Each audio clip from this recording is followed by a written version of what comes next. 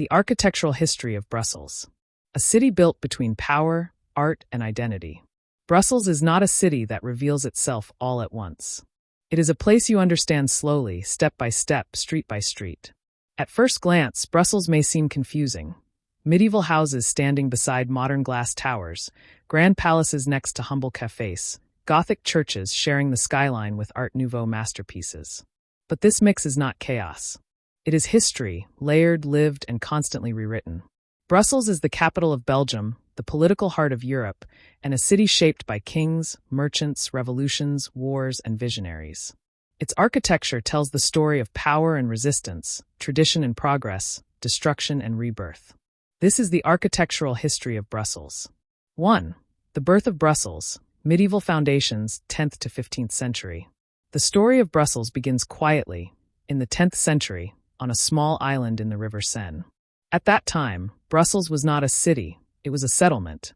A wooden fortress stood on marshy land, built to control trade routes and protect against invasion. The name Brussels comes from Old Dutch words meaning home in the marsh. Early architecture. The earliest buildings were simple. Wood and stone. Narrow streets. Defensive walls. As trade grew, Brussels expanded beyond its original fortifications. By the 12th and 13th centuries, stone replaced wood, and the city took on a medieval character. Gothic Brussels. The true architectural identity of medieval Brussels emerged through Gothic architecture, a style associated with height, light, and spiritual ambition. The greatest example is Brussels Town Hall, built in the 15th century. Tall, elegant tower. Ornate stone carvings. Asymmetrical yet powerful design. The town hall symbolized civic pride. This was not a royal palace. It was a building made by and for the city's citizens. Nearby, guild houses surrounded what would later become the Grand Place, each one representing a trade: bakers, brewers, tailors, and merchants.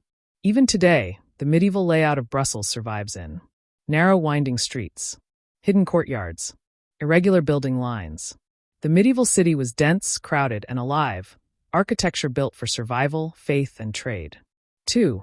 Renaissance and Baroque, power and ornament, 16th to 18th century. As Brussels grew richer, architecture became a tool of display. During the 16th century, Brussels came under Habsburg rule. With imperial power came Renaissance ideas, symmetry, proportion, and classical inspiration. Renaissance influence.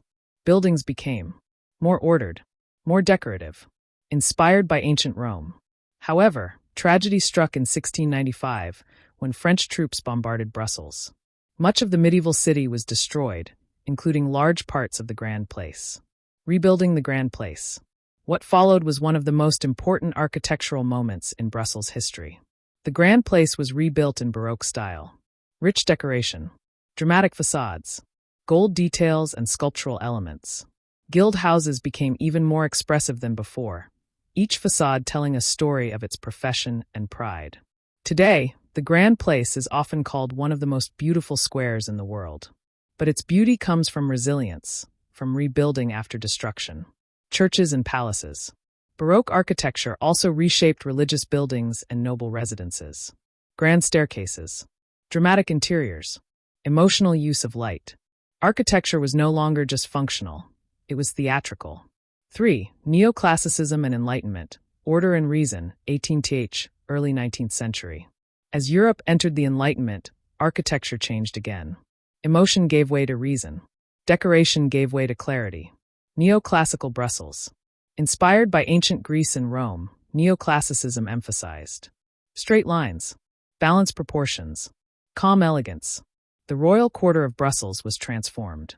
Wide streets, formal squares, government buildings with columned facades. Examples include the Royal Palace, Place Royale, Royal Park. This new architecture reflected a belief in order, logic, and progress. It was the architecture of philosophers, reformers, and administrators. But it also created distance. Neoclassical Brussels was grand, but less personal. 4. The 19th century. Industrialization and expansion. The 19th century changed Brussels forever. Belgium became independent in 1830, and Brussels became the capital of a new nation.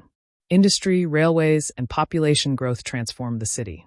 Urban transformation. Old walls were demolished. New boulevards were cut through medieval neighborhoods.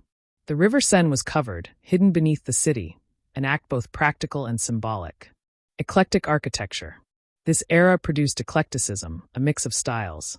Neo-Gothic, Neo-Renaissance, Neo-Baroque. Buildings borrowed freely from the past while using modern materials like iron and glass. Key structures include stock exchange building, train stations, museums and theaters.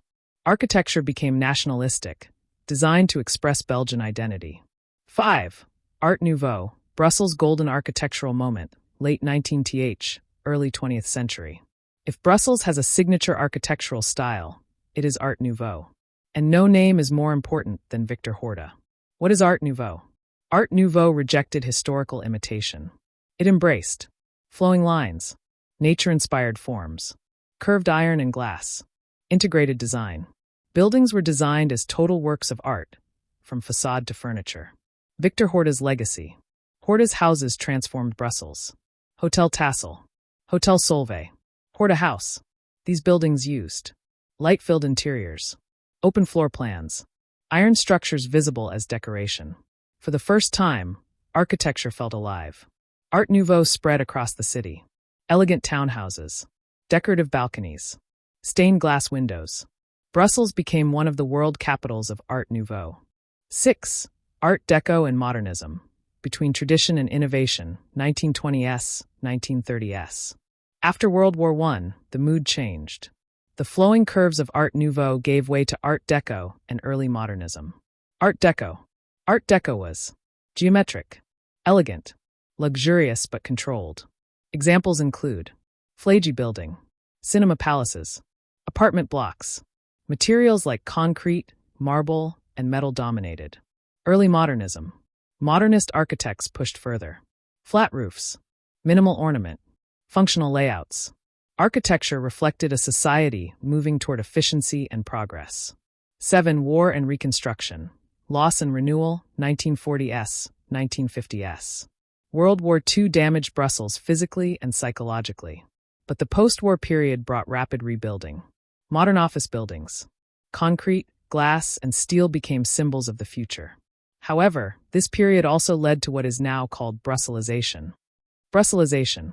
This term describes uncontrolled development. Historic buildings demolished. High-rise offices built without planning. Loss of architectural heritage.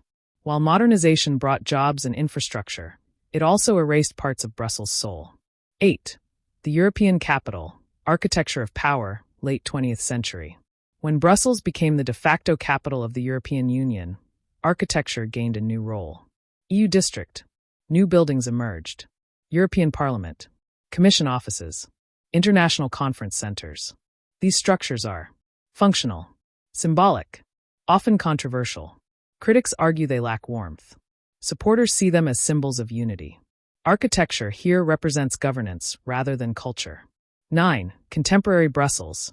Preservation and innovation, 21st century. Today, Brussels faces a challenge shared by many cities. How to move forward without forgetting the past. Heritage protection. Art Nouveau buildings are now protected. Historic districts are carefully restored. Contemporary architecture. New projects focus on sustainability, adaptive reuse, human-scale design. Old factories become cultural centers.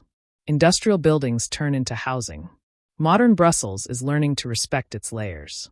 10. Conclusion. A city written in stone. Brussels is not a city of one style.